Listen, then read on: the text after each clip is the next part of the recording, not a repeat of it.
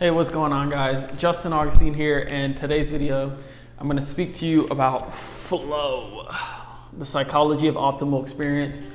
I'm going to tell you, I'm only 25 pages in, first chapter read, and pick up the book. Flow, pick it up. It's going to be a long read. It's a wonderful read. If you want to learn about life and just how to live an optimal life, pick up this freaking book. It's speaking facts.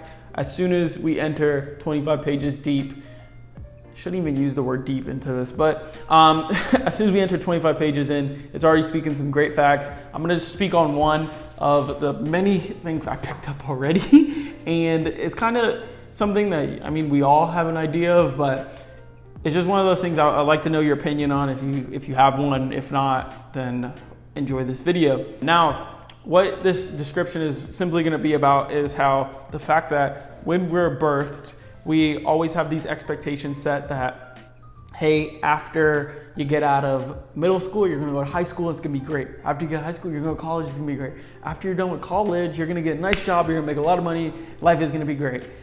Then they say, hey, after you're done working, I know work sucks. After you're done working, you get to retirement age, you're going to retire and you're going to live a great retirement. You're going to go to the beach, you're going to travel, you're going to do all this stuff, everything you want. And then they don't tell you that, hey, the average age you die is this, and then the average amount of money you have in your bank account when you die, or when you retire, or 65 is this. 76% of Americans live paycheck to paycheck. They don't tell you about all this, but this book highlights that really big. Now, let me begin by reading this.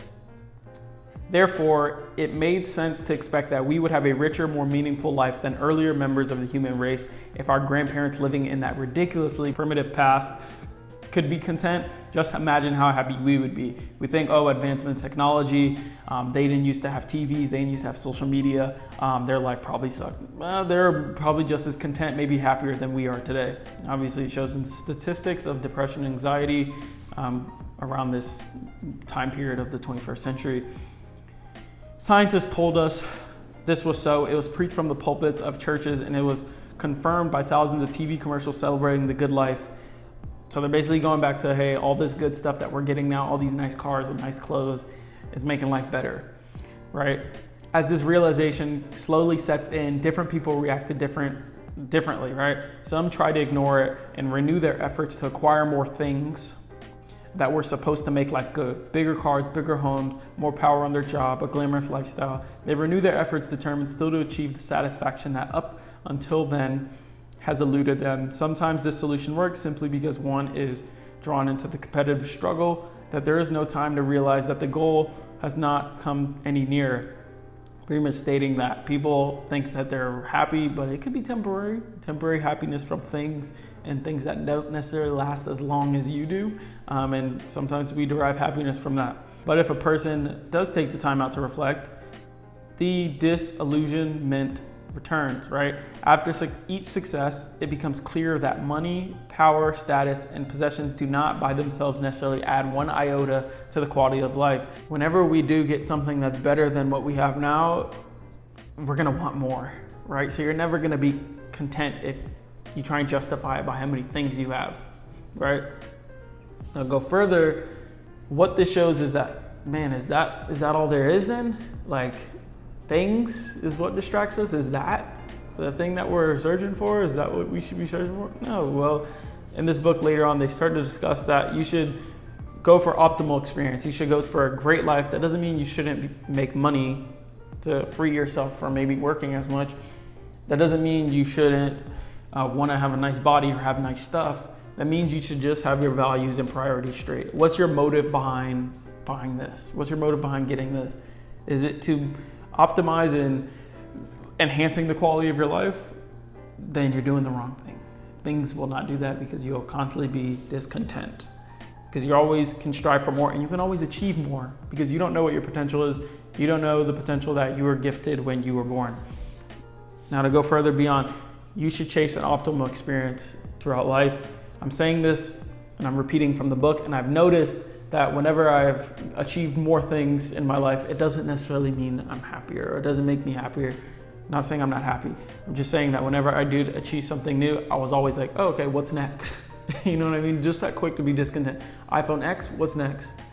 iPhone 6, what's next? Oh, that's better, let me get that. Doesn't mean I'm gonna be happier.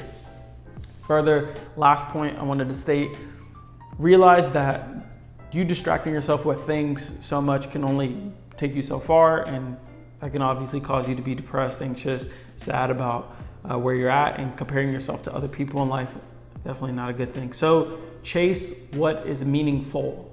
What I mean by that is chase what you can put your energy into, feel good about, and give towards others that can make you feel good as well and help improve the quality of their life, enhance the quality of their life, because that's really it, right? If life is 0 to dead, right? It's whatever you do in that 0 to dead that makes life worth meaningful, right? That doesn't mean you should not care about what goes on in the life that you do have.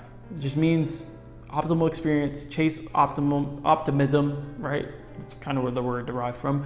Chase positivity, chase enjoyment. That doesn't mean be idealistic and not be real about certain stuff, but just chase good, right? Chase a good feeling, chase a great life for your family, great life for you, and enjoy the things that you want to do. Find a meaningful purpose, passion. Man, work is gonna suck. Everyone has to do it. So find the good and find the optimism in you, in your job, okay? I hope you enjoyed this video. Flow, pick it up. And by the way, I know I haven't hung up the painting yet. Painting, cardboard, whatever. I'm probably gonna hang it up on the middle. I don't know yet, but I know that I just gotta get the right hinges and crap. So hopefully you like this video. Definitely gonna put out some more videos on this book as well. Don't want to make it too repetitive, but I only put out like some crazy crap that maybe impacted me the most, but that doesn't mean you shouldn't pick it up, okay? Below, I don't know the author or how to pronounce his name, so pick it up. Thanks for watching this video. Peace.